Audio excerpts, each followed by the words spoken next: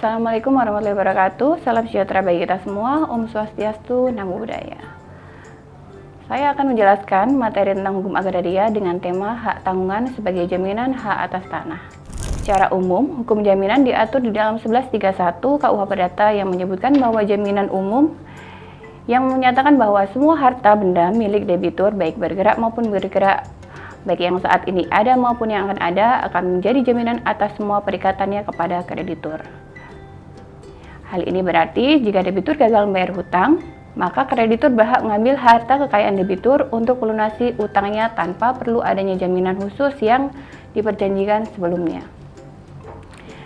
Oleh karenanya, ada unsur-unsur dalam hukum jaminan secara umum, yaitu yang pertama adanya unsur kaidah hukum, kemudian yang kedua adanya unsur pemberian jaminan, kemudian adanya penerima jaminan, serta adanya jaminan, yang terakhir adanya fasilitas kredit. Jaminan khusus dibagi menjadi dua, yaitu jaminan material atau kebendaan dan jaminan imaterial atau perorangan. Jaminan kebendaan ini merupakan jaminan yang berupa hak mutlak atau suatu benda yang memiliki ciri-ciri ada hubungan langsung atas benda tertentu, dapat dipertahankan terhadap siapapun, selalu mengikuti bendanya dan dapat dialihkan. Nah, jaminan material ini ada dua kebendaannya, ada kebendaan bergerak dan benda tidak bergerak. Untuk benda tidak bergerak dapat dibebani jaminan hak tanggungan, kemudian fidusia atas hak milik satuan rumah susun, kemudian hipotek kapal laut dan pesawat. Dan yang kedua, benda bergerak dapat dilekati jaminan fidusia dan gadai. Selanjutnya, jaminan imaterial atau perorangan, yaitu jaminan yang menimbulkan hubungan hukum langsung pada orang tertentu, hanya dapat dipertahankan terhadap debitur tertentu terhadap harta kekayaan debitur secara umum, yaitu bortoh atau bank garanti, atau bisa disebut personal garanti. Selanjutnya, konsep dari jaminan secara umum, yaitu asas-asas hukum jaminan ada 5. Yang pertama, asas publisitas, yang mana hak jaminan harus didaftarkan. Kemudian yang kedua, asas spesialisitas, yang mana hak jaminan hanya dapat dibebankan atas persil atau barang-barang yang sudah terdaftar atas nama orang tertentu. Kemudian yang ketiga, asas tidak dapat dibagi-bagi, di mana hak jaminan itu tidak dapat dibagi atas pelunasan hutang sebagian. Dan yang keempat, ada implicit settling atau barang-barang jaminan gadai harus berada pada penerima gadai. Kemudian yang terakhir ada asas horizontal, yang mana bangunan dan tanah bukan merupakan satu kesatuan. Jadi ada pemisah antara tanah dan bangunan itu sendiri. Secara pengertian dasar, hukum hak tanggungan diatur dalam Undang-Undang Nomor 4 Tahun 1996 tentang Undang-Undang Hak Tanggungan. Di dalam pasal 1 ayat 1 disebutkan bahwa hak tanggungan adalah hak jaminan yang dibebankan pada hak atas tanah sebagaimana yang dimaksud dalam Undang-Undang Pokok Agraria, atau tidak berikut benda-benda lain yang merupakan satu kesatuan dengan tanah itu, untuk pelunasan hutang tertentu yang memberikan kedudukan yang diutamakan kepada kreditur tertentu terhadap kreditur lainnya. Nah, di sini ada pengertian dan dasar-dasar hukum hak tanggungan. Ada di Undang-Undang Pokok Agraria, kemudian selanjutnya ada di Undang-Undang Nomor 4 Tahun 1996, yaitu Undang-Undang Hak Tanggungan, dan beserta Permen Agraria, serta Surat Menteri Negara Agraria, dan lain-lain. Unsur-unsur dari hak tanggungan itu sendiri ada 4. Yang pertama, hak jaminan yang dibebankan hak atas tanah, kemudian hak atas tanah berikut atau tidak berikut benda-benda lain yang merupakan satu kesatuan dengan tanah itu. Yang ketiga, untuk pelunasan hutang tertentu, serta yang terakhir adalah memberikan kedudukan yang diutamakan kepada kreditur tertentu terhadap kreditur lainnya. Kemudian ada ciri-ciri hak tanggungan, di mana ada 2 ciri, yaitu droit de préférence, dan yang kedua adalah droit de suite, di mana yang pertama memberikan kedudukan yang utama atau didahulukan kepada pemegangnya, dan yang kedua adalah selalu mengikuti objek jaminan meskipun dikuasai oleh siapapun benda itu atau objek itu. Asas-asas hak tanggungan ada beberapa, yaitu yang pertama, memiliki kedudukan yang diutamakan bagi kreditur hak tanggungan. Kemudian yang kedua, tidak dapat dibagi-bagi. Yang ketiga, hanya dapat dibebankan pada hak atas tanah yang telah ada. Kemudian yang keempat, dapat dibebankan selain tanah juga berikut benda-benda lain yang berada di atas tanah tersebut. Selanjutnya, dapat dibebankan atas benda lain yang berkaitan dengan tanah yang baru akan ada kemudian hari dengan syarat diperjanjikan secara tegas. Kemudian selanjutnya, dari sifat perjanjian itu adalah tambahan atau aksesorir. Kemudian yang selanjutnya, dapat dijadikan jaminan untuk utang yang baru akan ada. Selanjutnya, dapat menjamin lebih dari satu utang, kemudian mengikuti objek dalam tangan siapapun objek itu berada, seperti asas droit de suite. Kemudian tidak dapat diletakkan sita oleh pengadilan, hanya dapat diberikan atas tanah tertentu, wajib didaftarkan, pelaksanaan eksekusinya mudah dan pasti, dapat diberikan dengan disertai janji tertentu.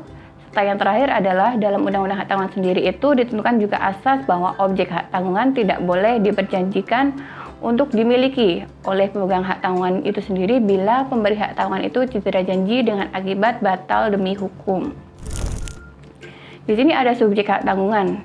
Subjek hak tanggungan di sini ada pemberi hak tanggungan dan pemegang hak tanggungan. Yang pertama, pemberi hak tanggungan, siapa saja yang bisa memberikan hak tanggungan, yaitu subjek yang cakap atau berwenang, kemudian memerlukan persetujuan dari pasangan, baik itu suami atau istri, jika dia menikah. Kemudian jika dia badan hukum, maka harus persetujuan dari direksi atau komisaris, atau perlu dilakukan RUPS atau bahkan RUPS luar biasa. Kemudian ada pemegang hak tanggungan, yaitu bisa perorangan, kemudian Badan Hukum Indonesia ataupun Badan Hukum Hak Asing. Di sini ada objek-objek hak tanggungan. Objek hak tanggungan itu ada syaratnya, yaitu pertama, dapat dinilai dengan uang karena utang yang dijaminkan berupa uang. Kemudian yang kedua, termasuk hak yang didaftar dalam daftar umum karena harus memenuhi syarat publisitas. Dan yang ketiga, mempunyai sifat dapat dipindahtangankan karena bila debitur cedera janji, maka benda yang dijadikan jaminan utang akan dijual melalui prosedur lelang. Yang terakhir, yaitu memerlukan penunjukan dengan undang-undang. Di sini ada jenis-jenis hak atas tanah yang dapat dijadikan sebagai objek hak tanggungan. Yang pertama ialah sertifikat hak milik. Kemudian yang kedua, sertifikat hak guna usaha. Yang ketiga, sertifikat hak guna bangunan. Yang keempat, hak pakai atas hak milik maupun di atas tanah negara. Dan yang kelima adalah hak atas tanah berikut bangunan, tanaman, dan hasil karya yang telah ada atau akan ada yang menjadi satu kesatuan dengan tanah tersebut dan merupakan hak milik pemegang atas hak tanah yang pembebanannya dengan tegas dinyatakan di dalam akta pemberian hak atas tanah yang bersangkutan.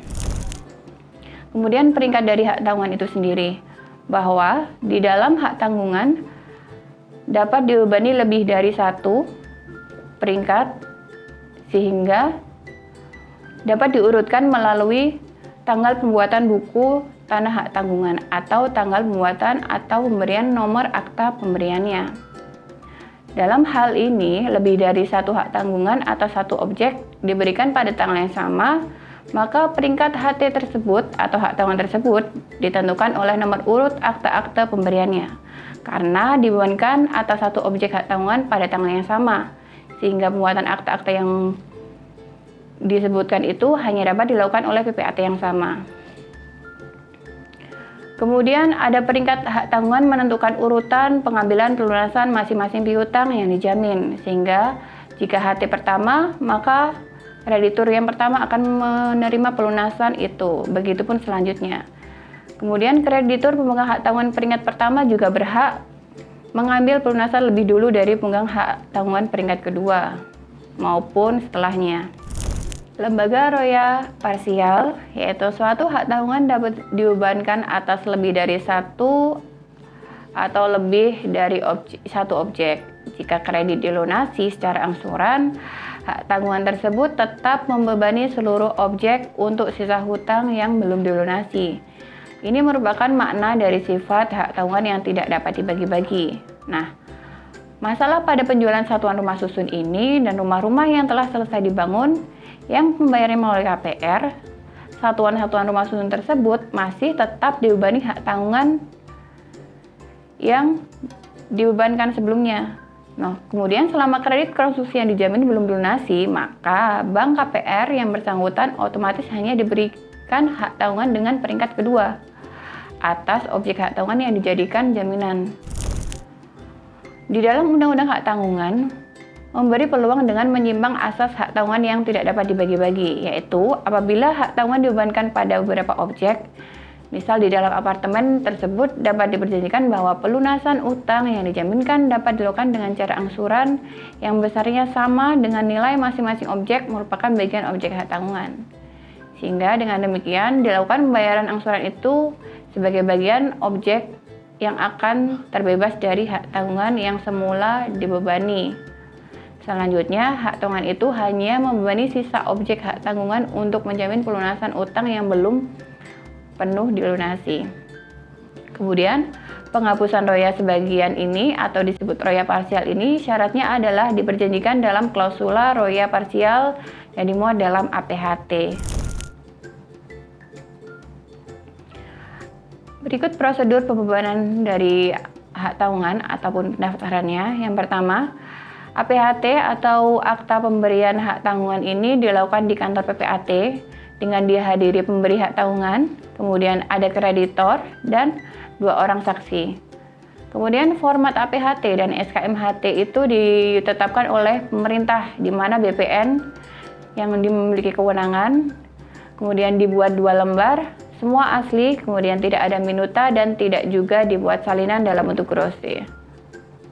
Lembar pertama akta disimpan oleh PPAT, kemudian yang kedua, lembar kedua itu salinannya sudah diparaf oleh PPAT untuk disahkan sebagai salinan oleh Kepala Kantor Pertanahan sebagai pembuatan sertifikat hak tanggungan berikut warka-warkanya. Jika objek hak tanggungan itu di dalamnya terdapat sengketa, maka PPAT pun wajib menolak pembuatan APHT. Di dalam APHT dapat dibuat janji-janji atau suatu syarat-syarat khusus antara kreditor dan debitor yang mengikat pihak ketiga. Kemudian pemberian SKMHT itu hanyalah syarat tertentu yang hanya dilaksanakan apabila benar-benar diperlukan dan berhalangan kehadiran dari pemberi HT untuk tanda tangan. Kemudian SKMHT dengan adanya larangan-larangan untuk perbuatan hukum di luar pembuatan HT, yaitu kuasa substitusi, serta adanya syarat wajib mencantumkan secara jelas objek dari hak tanggungan. Kemudian jumlah hutang, serta identitas dari kreditor tersebut. Berikut nama, serta identitas debitor. Prosedur pembayaran HT atau pendaftaran HT selanjutnya ini adalah pendaftaran dilakukan di kantor pertanahan.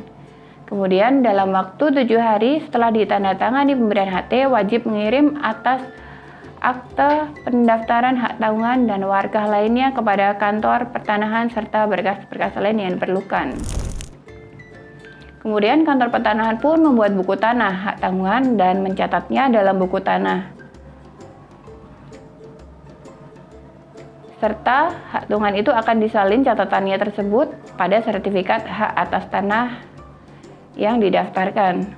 Kemudian tanggal buku tanah hak tanggungan, yaitu adalah tanggal hari ke-7 setelah penerimaan secara lengkap surat-surat yang diperlukan bagi pendaftarannya. Jika hari ke-7 hari libur, maka akan diberikan di hari kerja berikutnya.